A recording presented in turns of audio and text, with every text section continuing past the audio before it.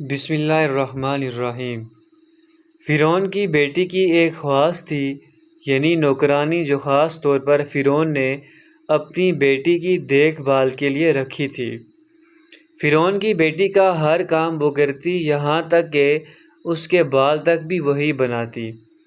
فرعون کی بیٹی کی یہ خواص حضرت موسیٰ علیہ السلام پر ایمان رکھتی تھی، لیکن فرعون کے ڈر اور خوف کی وجہ سے یہ ظاہر نہ ہونے دیتی کہ وہ مسلمان ہے۔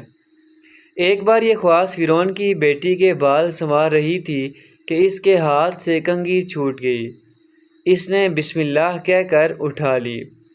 فرعون کی بیٹی نے پوچھا، یہ تم نے کیا کہا؟ یہ کس کا نام لیا؟ خواص نے کہا، یہ اسی کا نام ہے جس نے تیرے باپ کو پیدا کیا اور اس کو بادشاہی دی۔ لڑکی بہت حیران ہوئی کہ میرے باپ سے بھی کوئی بڑا ہے، کیونکہ ظالم فرعون خدائی کا دعویٰ کرتا تھا۔ لڑکی دوڑتی ہوئی فرعون کے پاس گئی اور سارا قصہ سنایا۔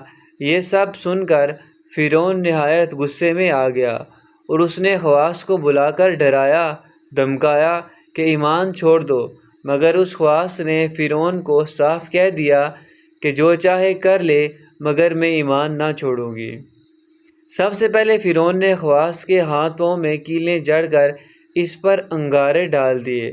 جب اس سے بھی کچھ نہ ہوا تو خواص کی گود میں ایک بچہ تھا، فرعون نے اس کو آگ میں ڈال دیا۔ لڑکا آگ میں بولا کہ اماں صبر کرو، خبردار ایمان نہ چھوڑنا۔ غرض وہ خواص اپنے ایمان پر جمی رہی، یہاں تک کہ اس ظالم فرعون نے بیچاری خواص کو بھی پکڑ کر اس جلتے تندور میں ڈال دیا۔ سبحان اللہ، کس قدر ایمان کی پکی خاتون تھیں، جان دے دی مگر ایمان پر قائم رہیں۔